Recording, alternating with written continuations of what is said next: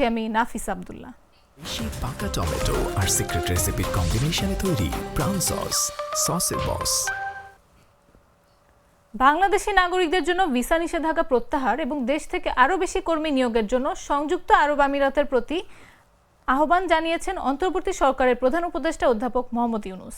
2 দিনব্যাপী world government সামিটে অংশগ্রহণের পাশাপাশি সংযুক্ত আরব আমিরাতের বেশ কয়েকজন মন্ত্রীর সঙ্গে বৈঠককালে তিনি এ আহ্বান জানান।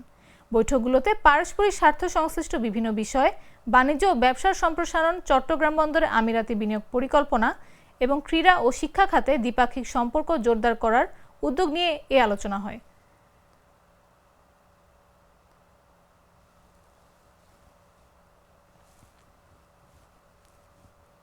জাতিসংঘের মানবাধিকার বিষয়ক হাই কমিশনারের দপ্তরের তথ্যানুসন্ধানী প্রতিবেদনে জুলাই আগস্ট ছাত্র জনতার আন্দোলন দমনে ক্ষমতাচ্যুত আওয়ামী লীগ সরকার কিভাবে পুলিশের পাশাপাশি দলীয় ক্যাডারদের নামিয়ে দিয়েছিল তার বিবরণ উঠে এসেছে। এতে বলা হয়েছে, আওয়ামী লীগের সমর্থক ও পুলিশ সদস্যরা সমন্বিতভাবে আন্দোলনকারীদের ওপর হামলা চালিয়েছিলেন। প্রতিবেদনে বলা হয়, বিক্ষোভ যতই এগিয়েছে রাষ্ট্রীয় নিরাপত্তা বাহিনী তত বেশি করে আওয়ামী লীগের সশস্ত্র সমর্থকদের বিক্ষোভ দমনে অন্তর্ভুক্ত করতে থাকে। এর মধ্যে যুবলীগের সদস্যরাও ছিলেন। আওয়ামী লীগের যুব শাখা হিসেবে সংগঠনটি পরিচিত, তবে অনেক মধ্যবয়স পুরুষও সহিংসতায় জড়িয়েছিলেন। OHCHR এর প্রতিবেদনে বলা হয়, অনেক অভিযানে আওয়ামী লীগের সশস্ত্র সমর্থকেরা পুলিশের সঙ্গে সারিবদ্ধভাবে দাঁড়িয়েছিলেন কিংবা পুলিশের সারির পেছনে অবস্থান নিয়েছিলেন। বিক্ষোভকারীদের ছত্রভঙ্গ করার অভিযানের পুরোটা সময় তারা পুলিশি ছত্রছায়ায় ছিলেন।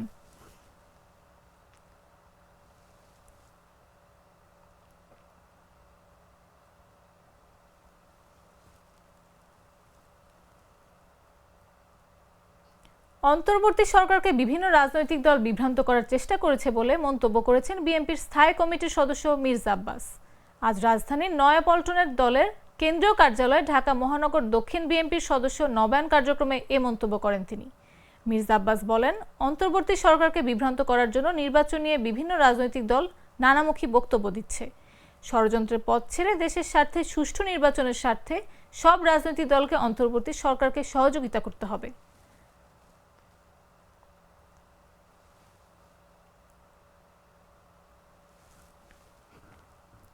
মাওলানা সাদ অনুসারীতে দ্বিতীয় পর্বের বিশ্ব ইজতেমার শুরুর দিনটা শুক্রবারে পড়েছে।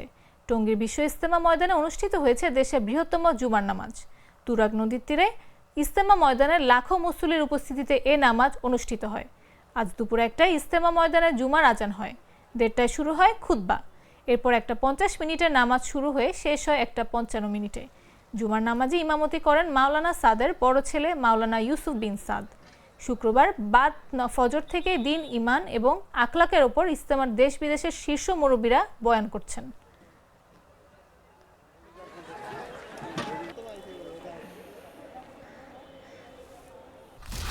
স্যার, ফ্ল্যাটের সবকিছু তো বেস্ট জিনিস অর্ডার করেছেন, এবার কিচেন সিঙ্কটা বাজারের বেস্ট সিঙ্ক কোনটা? বাংলাদেশের তৈরি বিশ্বমানের RFL কিচেন সিঙ্ক, যা আপনাকে দেয় আজীবন নিশ্চয়তা। 304 ফুড গ্রেড স্টেইনলেস স্টিলে তৈরি, যা নিশ্চিত করে জংবিহীন সিঙ্কের আজীবন নিশ্চয়তা। RFL কিচেন সিঙ্ক, স্বাস্থ্যকর কিচেনের চিরস্থায়ী সমাধান। চলে যাচ্ছি আন্তর্জাতিক সংবাদে।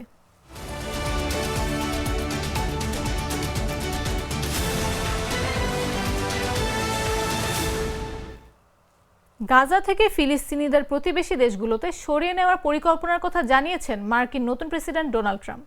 যদিও তা প্রত্যাখ্যানের ঘোষণা দিয়েছে আরব দেশগুলো। এবার আরব দেশগুলোকে নিয়ে ফিলিস্তিনিদের ভবিষ্যৎ নির্ধারণে একটি নতুন পরিকল্পনা দাঁড় করানোর উদ্যোগ নিচ্ছে সৌদি আরব। বেশ কয়েকটি সূত্র এ তথ্য জানিয়েছে। সৌদি আরব, মিশর, জর্ডান এবং সংযুক্ত আরব আমিরাত এই মাসে রিয়াদে অনুষ্ঠিত একটি বৈঠকে খসড়া ধারণাগুলো নিয়ে আলোচনা করবে। প্রস্তাবগুলোর মধ্যে উপসাগরীয় নেতৃত্বাধীন পুনর্গঠন তহবিল ও হামাসকে সাইডলাইনে রাখার চুক্তি অন্তর্ভুক্ত থাকতে পারে। আরব সরকারের একটি সূত্র জানিয়েছে, গাজার ভবিষ্যতের জন্য কমপক্ষে 4টি খসড়া প্রস্তাব করা হয়েছে। মিশরও একটি প্রস্তাব উপস্থাপন করতে যাচ্ছে। এর আগে ডোনাল্ড ট্রাম্পের প্রস্তাব প্রত্যাখ্যান করে মিশর তাদের অবস্থান স্পষ্ট করেছে। মিশরের পররাষ্ট্রমন্ত্রী বদর আবদেলাত্তি জানিয়েছে, ফিলিস্তিনিদের নিজ ভূখণ্ডেই থাকতে দিতে হবে ও গাজার পুনর্গঠন কাজ দ্রুত সম্পন্ন করতে হবে।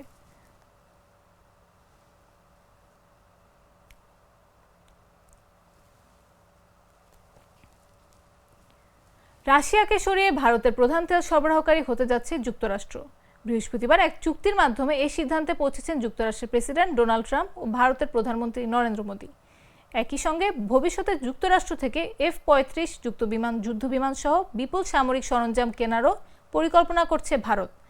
ট্রাম্প এক যৌথ সংবাদ সম্মেলনে বলেন, যুক্তরাষ্ট্র ভারত বাণিজ্যে অধিকতর ন্যায্যতা ও পারস্পরিক সুবিধা আনতে একসঙ্গে কাজ করবে। তিনি উল্লেখ করেন, 2024 সালে ভারতের সঙ্গে যুক্তরাষ্ট্রের বাণিজ্য ঘাটতি ছিল $45.6 বিলিয়ন। এই ঘাটতি তেল ও গ্যাস বিক্রির মাধ্যমে সহজেই পূরণ করা সম্ভব বলে মনে করেন ট্রাম্প।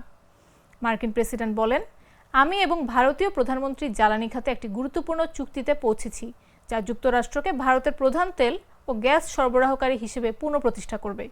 বর্তমানে ভারতের প্রধান তেল সরবরাহকারী দেশগুলো হলো রাশিয়া, ইরাক, সৌদি আরব ও সংযুক্ত আরব আমিরাত।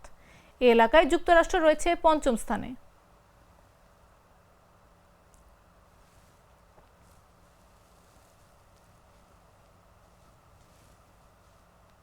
এই ছিল এখনকার মতো। প্রতি মুহূর্তে সর্বশেষ খবর পেতে ভিজিট করুন jagonews24.com, ফলো করুন আমাদের ভেরিফাইড ফেসবুক পেজ এবং সাবস্ক্রাইব করুন জাগো নিউজের ইউটিউব চ্যানেল।